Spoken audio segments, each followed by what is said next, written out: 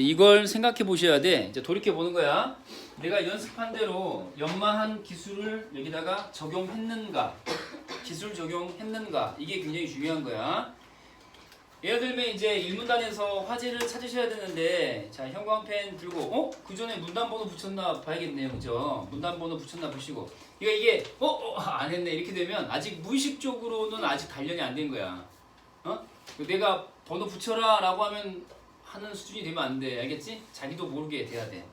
자, 일단 일문단에서 뭐가 보여야 되니 보니까 재료, 그죠? 예술에서의 그 재료라고 하는 녀석이 아마 화제인 것 같아요. 예술에서의 재료. 그 다음 두 번째로 이제 비교사항 쭉 내려가시는데, 첫 번째로 나왔던 게 일단은 그 이전의 예술가들이 이런 그 모습을 보여줬다에 이어서 앵포르메를 일단 첫 번째 비교사항으로 잡는 게 가장 손쉬운 방법일 것 같아요. 그쵸? 앵포르메에다가 형광펜으로 색깔을 딱 해보시고 1번. 자, 그리고 이제 2번으로 내려가는데 2번은 이름이 뭐라고 나왔니? 레디메이드, 미학. 자, 색깔 딱 해보시고 2번. 자, 그리고 이제 세 번째로 내려가셔가지고, 자, 소비 주기가 끝나서 쓰레기통에 버려져 있던 상품, 쓰레기통에 버려져 있던 상품이나 산업 폐기물, 자, 색깔 딱 해보시고, 자, 이렇게 세 가지로 나누어서 전체적으로 비교를 하시면은, 자, 전체적으로 비교를 하시면은 차이점들이 이제 눈에 들어올 수 있게 되어야 합니다. 뒷페이지 넘겨볼까요? 뒷페이지 넘겨보시고, 실전 상황에서 나는 적용을 잘 하고 있는가에 관한 물음에 대한 답변이 되겠습니다. 자, 이렇게 쭉 여러분들이 이 칸에다가 완성을 하셨어야 되는 거고요. 차이점은 제가 여기다가 다시 한번 써볼 텐데, 예를 들면 이 칸을 지금 둘로 나눴는데 셋으로 쪼개서, 여기 요거 하나 둘인데 셋으로 쪼개서 앞쪽에 있는 녀석 두 번째, 세 번째를 이렇게 구분을 해볼게요. 차이점을 이제 쓰셔야 되는데, 차이점을 앞쪽에 있는 거를 두 번째 있는 거하고 비교를 한다면은, 예를 들면 그 두 번째 있는 녀석이 레디메이드 미학이었잖아요. 그 녀석의 대표적인 그 예술 재료가 뭐냐 했더니 뭐야? 심지어 변기도 쓴대잖아, 변기. 그렇지. 일상적으로 쓰이는 사물이야. 일상적 사물이야, 얘는. 근데 이게 일본하고 잘 비교가 안 되지.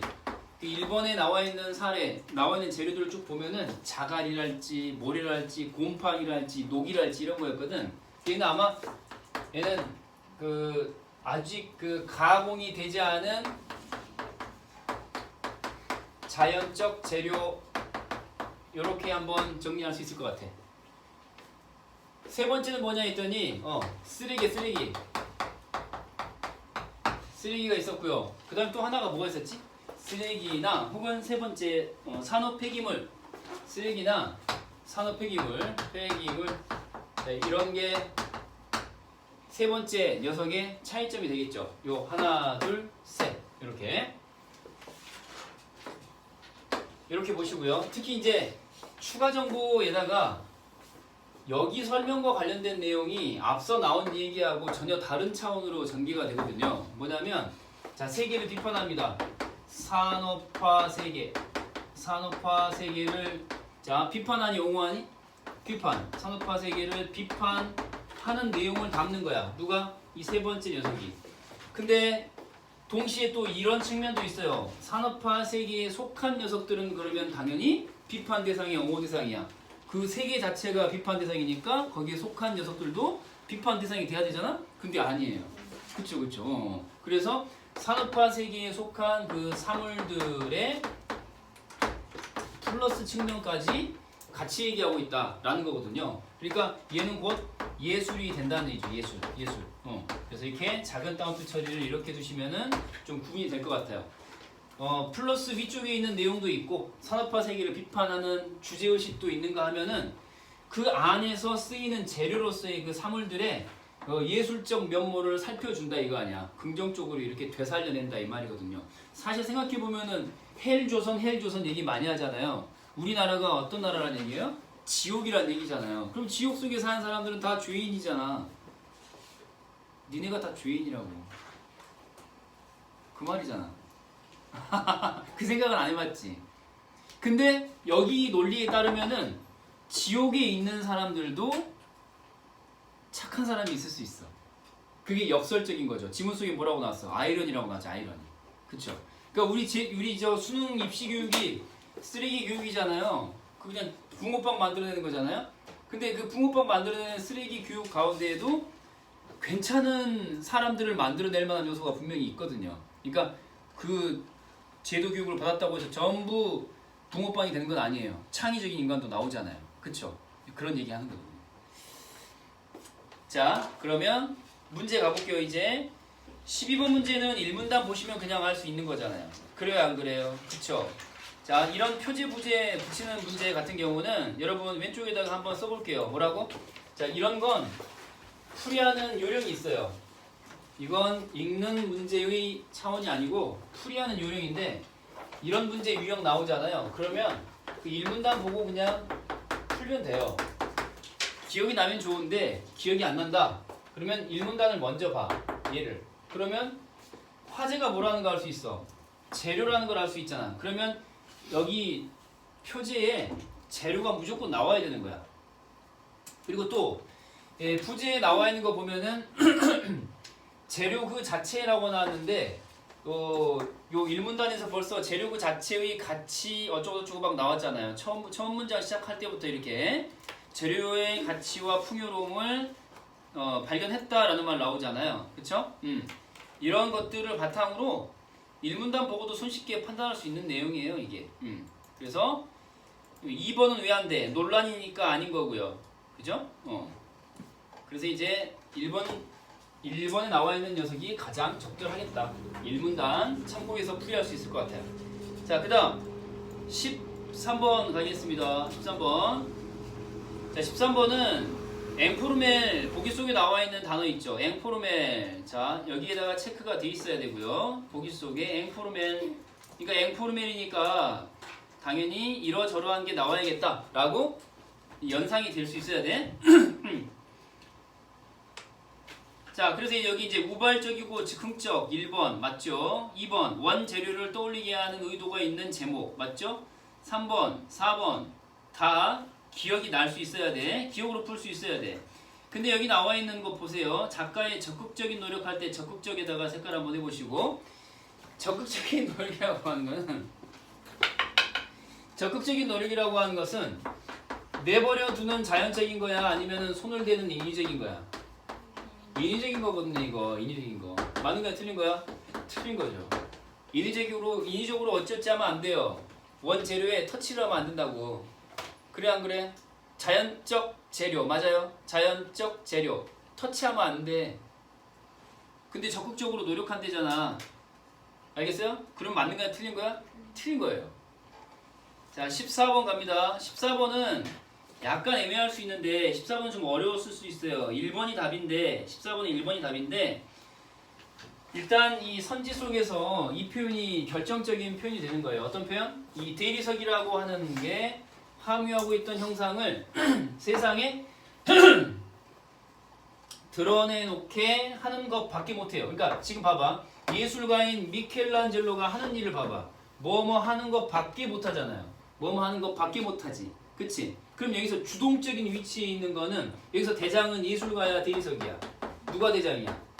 대리석이 대장이라는 걸 알 수 있어야 되거든요. 응? 그러니까 얘가 할 수 있는 게 한계가 있다는 거거든.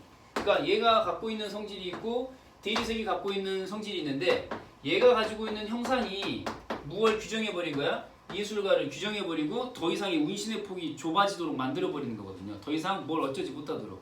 이 사람이 갖고 있는 사상을 펼치는데 제한, 테두리를 가한단 말이야, 이 시기가. 그런 문장이라는 걸 이해를 해야 돼. 이거밖에 못해요, 예술가가. 그래서 1번이 답이거든요. 그러니까 기억에 나와 있는 문장을 다시 한번 읽어보세요. 그러면은 주도권이 누구한테 있다는 얘기예요? 그 재료에 있다는 거거든요. 그 앞문장도 봐봐. 기억의 앞문장도 봐봐. 그러면 재료의 가치를 예전의 예술가들도 인정, 부정? 인정했다는 거거든요. 재료. 누구보다 재료야? 예술가보다 재료. 뭐 이런 느낌으로 보시면 될 것 같아요. 알겠죠? 요렇게 이제 체크하시면은 되겠다. 자, 그러면 이제 다음 장 넘겨서 15번 가겠습니다. 15번.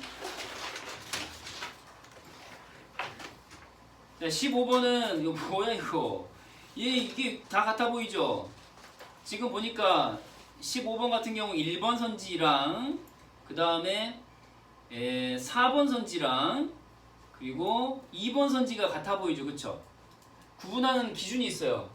1번, 4번과 나머지 2번 요 하나 2번 하나와 1, 4번의 차이는 뭐예요? 2번과 나머지 1, 4번의 차이는 뭐야? 일단은 니은을 봐보세요. 니은을 확인해 볼 거야. 니은에 뭐라고 나왔냐면은 자, 있는 그대로의 모습 또는 우연의 산물이라고 나왔잖아요. 있는 그대로의 모습 또는 우연의 산물. 요렇게. 근데 여기 보니까 1, 4번하고 다르게 2번은 파도가 모래 위에 그려놓은 흔적이라고 했는데 여기는 이제 파도가 실제로 그려놓았다는 게 굉장히 중요해요. 그려놓았다. 그러면 이건 자, 그리는 주체가 있어요, 없어요? 파도라는 주체가 있죠. 근데 그게 일부러 그려놓은 것처럼 보이지 않았다 이런 의미로 지금 쓰이고 있는 거거든요. 파도가 모래 위에 그려놓은 흔적처럼. 근데 4번 같은 경우는 산세마저 날아간 저녁 무렵의 골짜기. 그럼 이거는 산세가 뭔가 만들어 놓은 듯한 어떤 골짜기 이런 느낌이 아니고 그냥 산세가 사라진 저녁 무렵의 골짜기 자체인 것에 불과해요. 그냥 자연 자체야, 얘는. 자연 자체. 그리고 이제 1번 같은 경우는 조개가 제 살을 갈라서 품은 진주처럼 했는데 이것도 역시 마찬가지죠.